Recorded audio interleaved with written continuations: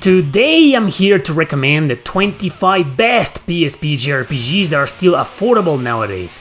With the exception of the Final Fantasy, Kingdom Hearts or Monster Hunter games, which still go for laughable prices of course, the ones you'll see today can still be found between $20 to $40 complete in box, so let's begin! Number 25, Warriors of the Lost Empire. Actually, this is the only JRPG on the list that's not even 20. Copies in all regions can be found for $10 to $15. It's an action RPG with 4 different characters to choose from in a quest-driven adventure. It's got an edgy story to it even though it isn't very focused on its narrative, but I like the combat, the character design and the eerie feel it has. For $15, it's definitely worth checking out.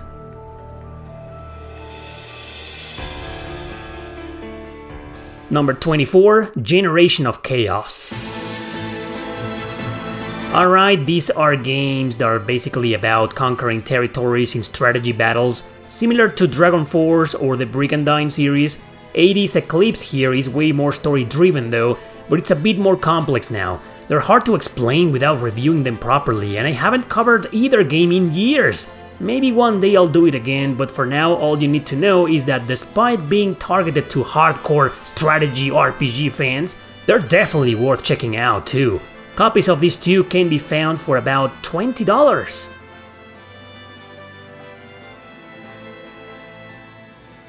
Number 23, Mimana ER Chronicle. I don't care what the internet says about this game. To me, it's a hidden gem that I still recommend. Very funny and light-hearted comedy with memorable characters, great voice acting, graphics, and some decent music in there. Unfortunately, it tried to be a Tales game for the battle system and it didn't do a very good job, but hey, all the other features I mentioned still make it worth playing. The price varies a lot with this game, but it's safe to say you'll find it for between $25 to $35 US as of the making of this video.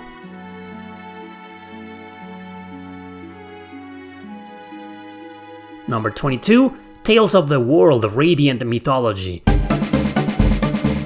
This is a crossover of the Tales series and there's actually 2 more sequels, but we only got this one. You customize your male or female character and off you go into a quest-driven adventure with other characters from many retro Tales games. Price charting and eBay show a lot of copies for about $25, so there you go. Don't pay more than $30 though.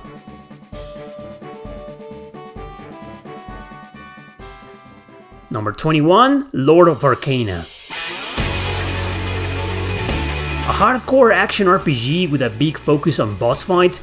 Your customizable character goes into different quests and their dungeons until you ultimately fight a super difficult boss.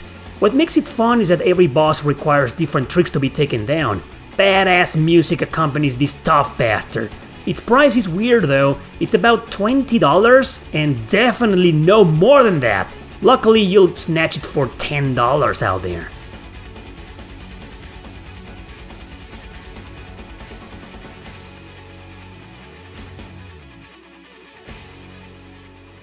Number 20, Half Minute Hero.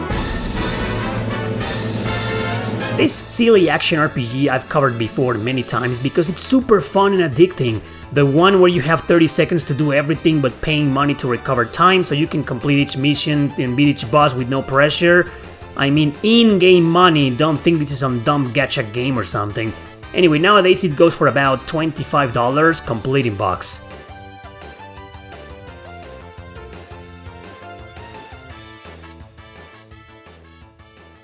Number 19, The Legend of Heroes, A Tear of Vermilion.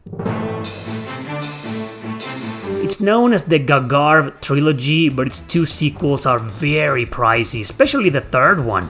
This one is starting to go up there as well, but copies can still be found for around $35, so if you see this game for that or less, be sure to pick it up. I can guarantee it will go up from there eventually. And hell, it's the best out of the 3 games anyway, and the prequel no less, so it's not like you have to play the others first to understand this. It's a fun turn-based RPG, give it a try if you can.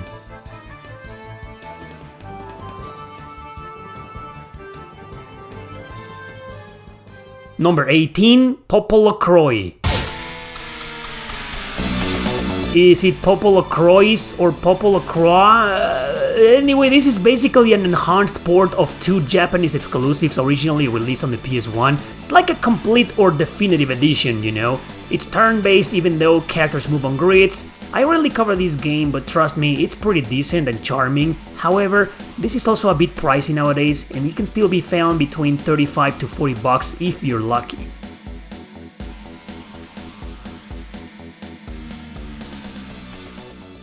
Number 17, Blazing Souls. A grid-based strategy RPG that I also rarely cover. It's by the old Idea Factory when they weren't teamed up with Compile Hard yet. You play as quite the unique mercenary group, kinda forced to work together in a rather dark story, obviously with awesome music like anything from this company. But the combat, despite being traditional tactics, relies more on building various attacks in a combo using action points, which is part of the reason why it's so hard. $30 is what it sells for nowadays, but keep in mind it's a grind fest and a very difficult game.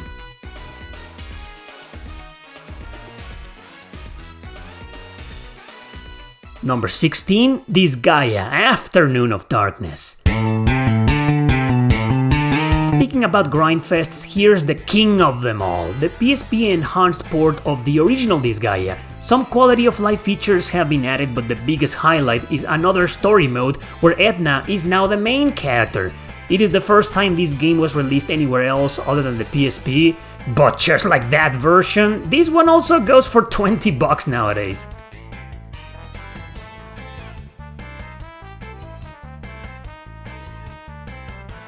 Number 15, Disgaea 2 Dark Hero Days.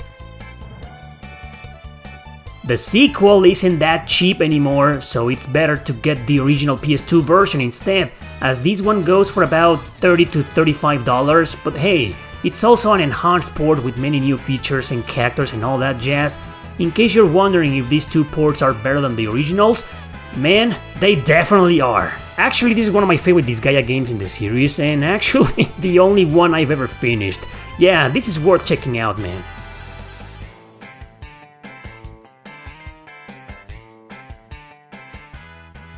Number 14, Final Fantasy IV. Surprise! This is the only Final Fantasy game that isn't 10 to 20 bucks nowadays. All the other remakes or remasters are that cheap. Also, remember Crisis Core? Well, that also went down in price as well since its remaster came out a couple of years ago. But anyway, since Final Fantasy IV here on the PSP is the complete edition of the original SNES game, which includes its direct sequel never released before and exclusive to it, it's a bit more desirable. Copies sell for around 35 bucks nowadays, so make sure to grab it as I believe it's the best version of this game to play.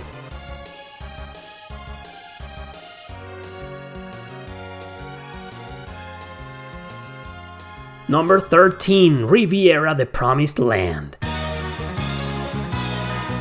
Since this super complex gem was remastered on Steam and Switch not long ago, the PSP version went down in price. You can find it for 30 bucks nowadays, although it's still a bit rare, but in the sense that it's not very common.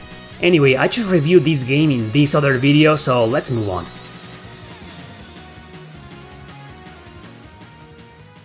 Number 12, Yggdra Union. Despite also having been remastered on Switch and Steam, the PSP version of Yggdra Union is a bit more expensive, between $35 and $40, so if you see it for that or less, definitely pick it up. What the hell is this? It's an overly complicated and hard as hell strategy RPG I've covered like 20 times in previous videos. It's very good, but well, very difficult like I said.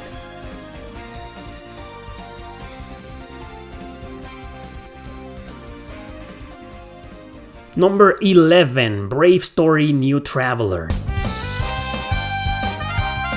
This charming and very traditional turn-based RPG did go up in price a few years ago, so did others in this list in fact. Thankfully, its price still revolves around $30 to $35 US. Despite being pretty darn good, I see no reason to pay more than $40. Let's continue since this is another RPG I covered recently in this other video. Number 10, Manakemia Student Alliance. Yup, the PSP version of this game is also quite affordable, and don't worry, it's the same game, just with different features. Which game is better? Which version is better? I'd say both are up there, the differences aren't that much, but the PSP version is basically the complete edition, so there you go. In fact, this one is a bit cheaper than its PS2 counterpart. I know despite being somewhat cheap, some of the JRPGs in today's list aren't that easy to find, but PriceCharting.com and eBay show a lot of sold listings for $25 to $30 US, so there you go.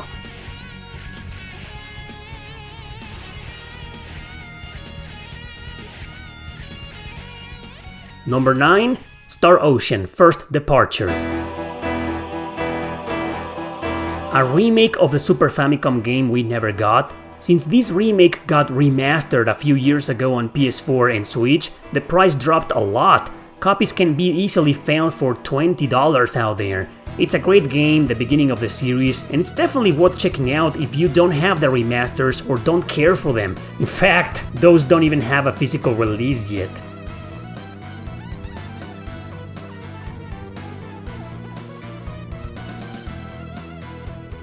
Number 8, Tactics Ogre: Let Us Cling Together.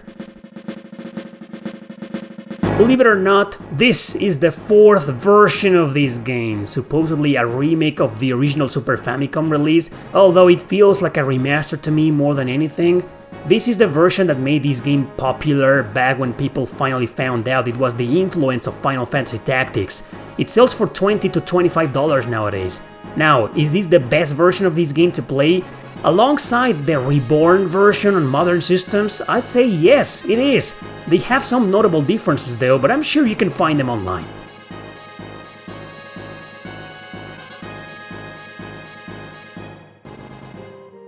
Number 7, Valkyria Chronicles 2. Yeah, surprisingly this game dropped in price despite being $50 or more for years. It may still be, depending on where you live, but with luck you'll find it for $40 or a bit less. I'd say it's the most expensive JRPG in today's list, but it's still kind of affordable. It's a sequel to the first game on PS3, but with different characters, although taking place in the same war. It was dumbed down as it now takes place in a military school with silly humor. It still has that addicting gameplay though, so it is very worth playing, especially if you're already a fan of the series.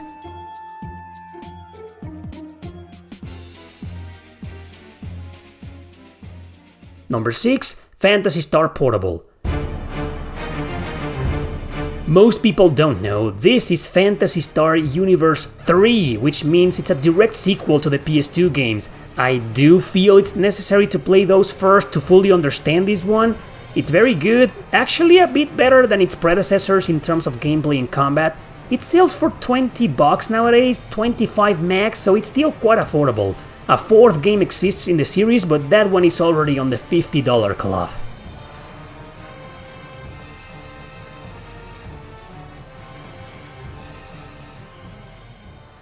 Number 5, Spectral Souls. This is another grid-based strategy RPG from Idea Factory and another massive grindfest. One of my personal favorites on the PSP. It's a sequel to a PS2 game that never left Japan, sadly, but I don't feel it's indispensable to play that one first, thankfully. Multiple parties are playable here with 3 different protagonists, and yeah, you control them all.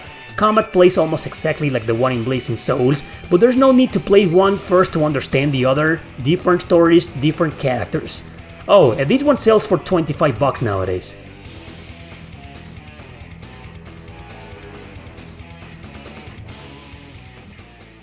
Number 4, Tales of Eternia.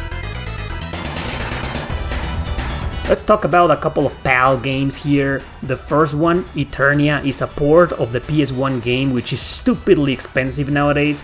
This version was only released in Japan and Europe. But remember that your PSP is region free, so it can read a physical copy of this game no problem, regardless of its country of origin. Importing the game, however, might be a bit tricky, but sold listings show up between $25 to $30, so I decided to include it in the list.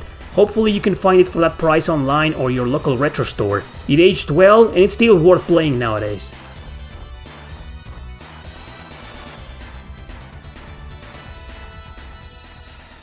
Number 3, Breath of Fire 3.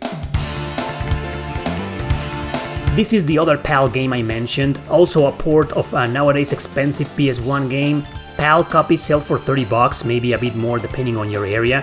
You probably already know that this is considered as one of the best in the series, so it's still worth collecting and playing if you don't already own the PS1 version. Is it better? Well, in graphics I prefer the original, the same goes for Tales of Eternia as a matter of fact, but in everything else, they're almost the exact same game, barely any differences, but I'm sure the internet will say otherwise.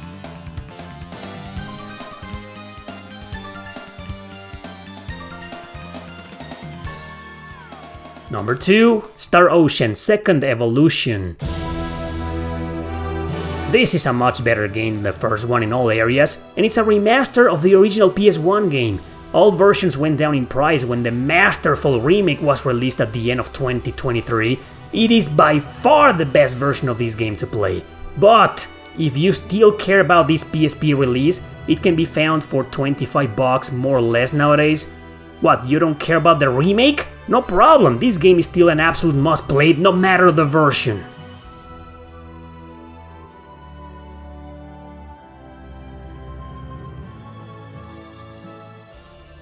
And number 1, Valkyrie Profile Lenneth. The masterpiece that is this game can nowadays be found with upscale graphics on PS4 and PS5, but digital only. That's why the PSP version went down in price just a bit, which is merely a port of the PS1 original but with added cinematics, which sells nowadays for about $30.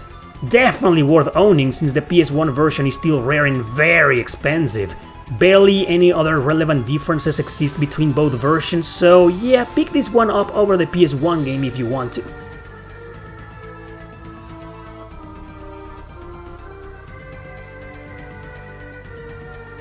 Once again, let me give you the same disclaimer I did on the PS2 video. Prices may vary depending on where you live and where you buy them. Retro stores may be a bit more expensive, but who knows, you might find a good deal out there. Let this video serve only as some kind of guide of how much these JRPG go for nowadays.